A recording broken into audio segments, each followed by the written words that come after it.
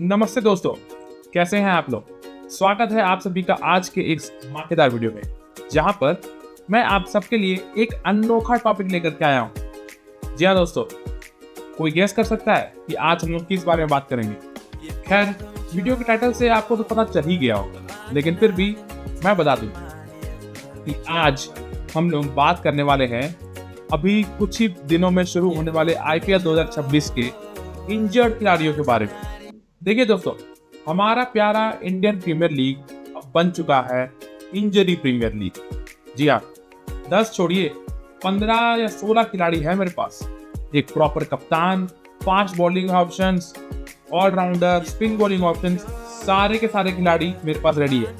हाँ, बस wicket keeper की कमी है, लेकिन IPL शुरू होने में अभी 5 दिन बाकी है ना, थोड़ा दिन रुकते हैं, हो सकता है हमें विकेट कीपर भी मिल ही जाए। आज की इस वीडियो में हम ये बात करेंगे कि आखिर कौन सी टीम ICU में है, कौन सी OPD वार्ड में है, और आखिर क्रिकेट ऑस्ट्रेलिया हमारे साथ ये कटी पतंग वाला खेल क्यों खेल रहा है। तो चलिए बिना देर करे सीधा चलते हैं वीडियो पर। देखो बैटिंग बॉलिंग फील्डिंग सब पे है निगाह, स्टैट्स का अंगूठा नहीं चलेगा कोई सलाह। हम माइक पे हैं, आग लगाने आए, क्रिकेट का गेम है सबको दिखाने आए। हम माइक पे हैं, आग लगाने आए, हर एक शॉट पे रोस्ट करने आए।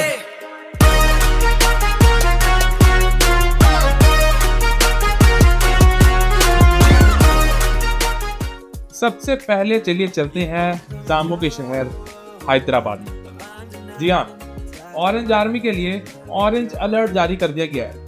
क्यों? क्योंकि उनके कप्तान पैट कमिंस ने ही इस IPL में आने से मना कर दिया। जी हाँ, शुरू के कुछ मैचेस पैट कमिंस मिस करने वाले हैं due to not being fit. हाँ, इस टीम का डिटेल एनालिसिस और विनिंग की क्या चांसेस है वो हम आगे आने वाले वीडियो में उसके बारे में बात करेंगे। उस वीडियो के लिए चैनल पर बने रहें। आज सिर्फ ऊपर से देखते हैं कि आखिर इस टीम में क्या प्रॉब्लम्स है और इस टीम को वो किस हद तक इम्पैक्ट कर सकती है। सबसे पहला और सबसे बड़ा मिस इनका द कैप्टनसी वार्ड। या दोस्तों, पैट कमिंस इस सीजन के शुरुआत में कुछ मैच मिस करने वाले हैं ड्यू टू इंजरी। भाई, जब आपका 20.5 करोड़ का कैप्टन ही ना आए तो फिर आगे टीम के नैया चलाएगा कौन। ओवरसीज कोटा वाले जैक एडवर्ड्स बाहर, ब्रैडन कार्स और ईशान मलिंगा दोनों पर ही क्वेश्चन मार्क बन चुके हैं। आखिर वो दोनों खेल पाएंगे या नहीं खेल पाएंगे। और सिर्फ इतना ही नहीं, अब तक IPL के सिर्फ एक लेग का ही शेड्यूल अनाउंस हुआ है, क्योंकि दूसरे लेग के टाइम के अराउंड इलेक्शंस रहने वाले हैं। और जो शेड्यूल अभी तक अनाउंस हुआ है उसमें SRH के 4 मैचेस हैं, और उन 4 में से भी सिर्फ एक मैच SRH अपने होम ग्राउंड पर खेल रहा है, वो भी आफ्टरनून गेम। यानी कि इन्हें शुरुआती IPL के मैचेस अवे ग्राउंड पर ही खेलने हैं। और याद रखिए, 28 तारीख को सैटरडे को इनका मैच IPL ओपनर में होने वाला है डिफेंडिंग चैंपियंस RCB के साथ, वो भी चेन्नई स्वामी में। बिना अपने कैप्टन के साथ क्या पता SRH किस तरह परफॉर्म करेगी। SRH को पूरी तरह से अपने इंडियन कोर पर ही अब भरोसा डालना होगा। ईशान किशन टीम की कैप्टनसी करते हुए नजर आएंगे। आपको क्या लगता है, SRH इस IPL में कितनी लंबी टिकेगी? नीचे कमेंट में जरूर बताओ। अब थोड़ा सा सीरियस बात कर लेते हैं। ये आखिर ये वर्कलोड मैनेजमेंट है क्या भाई? मिचेल स्टार्क जो T20 क्रिकेट को अलविदा कह चुके हैं, पिछले कुछ महीने से कुछ भी नहीं कर रहे, सिर्फ घर में बैठे हैं। और अब जब IPL खेलने की बारी आई तो क्रिकेट ऑस्ट्रेलिया ने उन्हें जाने से मना कर दिया, ये कहकर कि वो फिट नहीं है।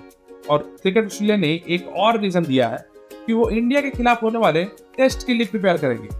अरे भाई, टेस्ट तो इस साल के एंडिंग में है, IPL तो अभी हो रहा है। अभी से इस खिलाड़ी को रोक के रखना, ये कौन सा सेंस का बात हुआ।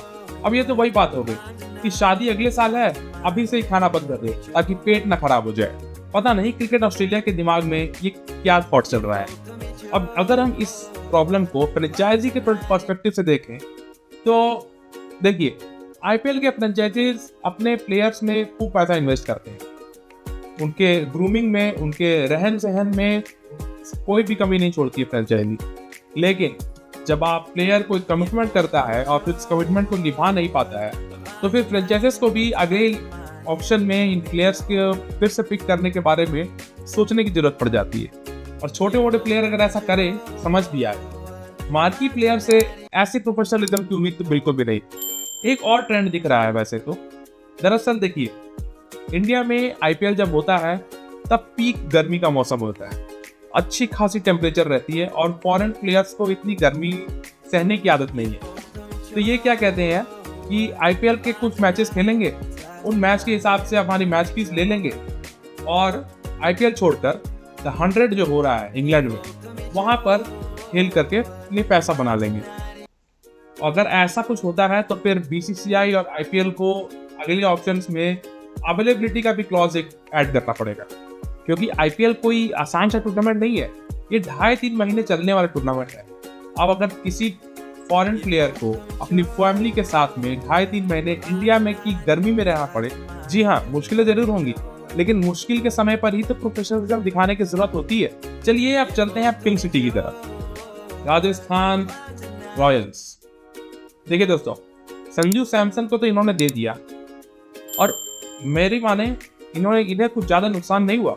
संजू सैमसन को दे दिया क्योंकि इनके अब एक ओपनिंग कॉम्बिनेशन रेडी हो चुका था, वैभव सूर्यवंशी और यशस्वी जायसवाल के, और इनके पास में थी ऑलराउंडर की कमी। और ऑलराउंडर जो है एक तो ऑप्शन में आते नहीं, और आते भी हैं तो बहुत जल्दी से बिक जाते हैं, और उतने जितनी अमाउंट में ऑलराउंडर्स बिकते हैं उतना पर्स इनके पास में था नहीं। तो इन्होंने क्या करा, रविंद्र जडेजा को ले लिया, रवि बिश्नोई को ले लिया और सैम करन को ले लिया। लेकिन अब इनका पूरा का पूरा पासा उल्टा पड़ चुका है जब सैम करन इंजरी की वजह से इस आईपीएल से रूल आउट हो चुके हैं। देखिए, आरआर के पास में स्पिन में तो जड्डू है, बिश्नोई है, लेकिन डेथ बॉलिंग फिर कौन करेगा? सैम करन की वो स्लोअर मूव बॉल्स जो आती हैं, जो बल्ला बहुत पहले चलता है, गेंद बाद में आकर के विकेट्स पर लग जाती है, वो गेंदबाजी आखिर करेगा कौन? राजस्थान के पास में कोई ऐसा हाई क्लास बॉलर नहीं है जो डेथ में सैम करन के रिप्लेसमेंट के रूप में आकर के एक तगड़ा बॉलिंग स्पेल डाल जाए। और सिर्फ इतना ही नहीं, सैम करन के जाने से बॉलिंग में नहीं, बैटिंग में भी इफेक्ट पड़ता है। सैम करन गए यानी कि नंबर 8 का स्पॉट खाली है। इसका मतलब ये बैटिंग सिर्फ नंबर 7 तक की। T20 क्रिकेट जैसे आज के दिन में खेला जाता है, 8 नंबर तक आपको बैटर तो चाहिए ही चाहिए। ऐसे में सारिस क्या कर सकती है?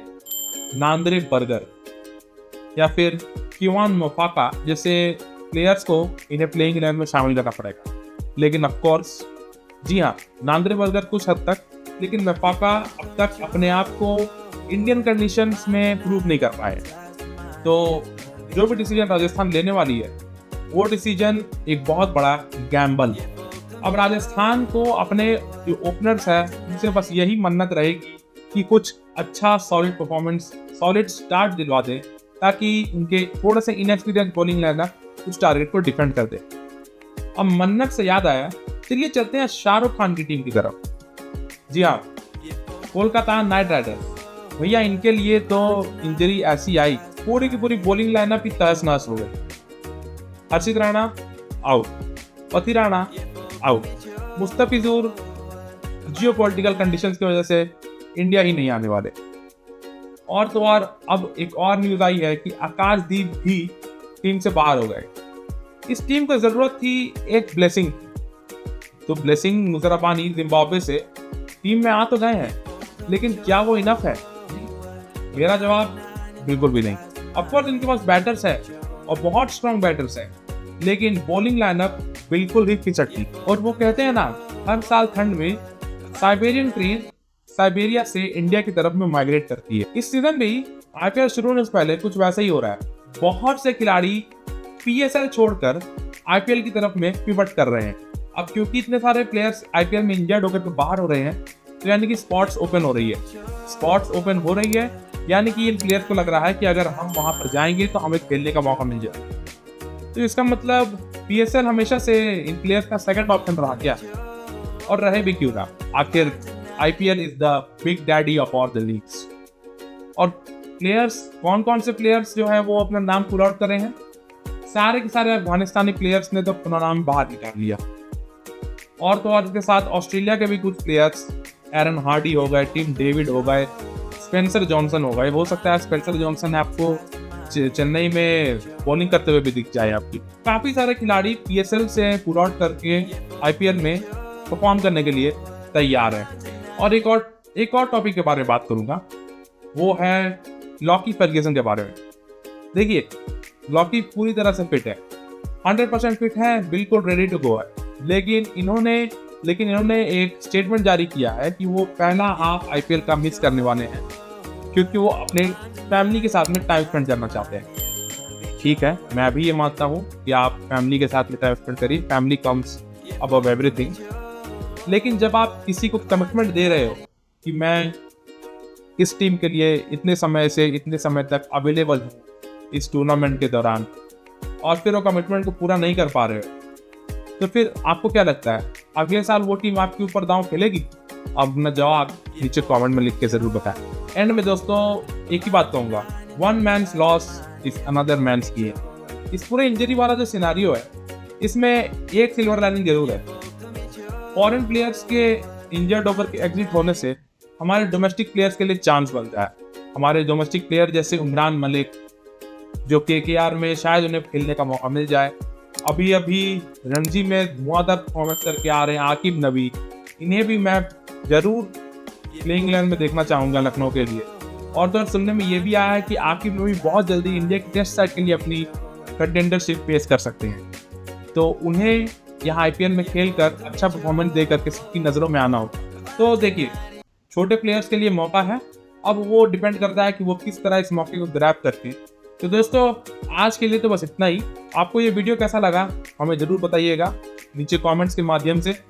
वीडियो को लाइक करें, चैनल को सब्सक्राइब करें, और जाते जाते आपसे एक सवाल, आपको क्या लगता है इस इंजरीज की वजह से कौन सी टीम को सबसे भारी नुकसान हुआ है? और एक रिमाइंडर भी, सारी टीमों का एक प्रॉपर एनालिसिस होने वाला है और उसको लेकर के एक वीडियो बहुत जल्दी इस चैनल पे आने वाला है। उसके लिए चैनल पर बने रहें, सब्सक्राइब करें और नोटिफिकेशंस का बेल आइकन को प्रेस कर दें, ताकि कोई भी अपडेट आए तो आपको सबसे पहले पता लग जाए। तब तक के लिए खुश रहें, आबाद रहें, धन्यवाद।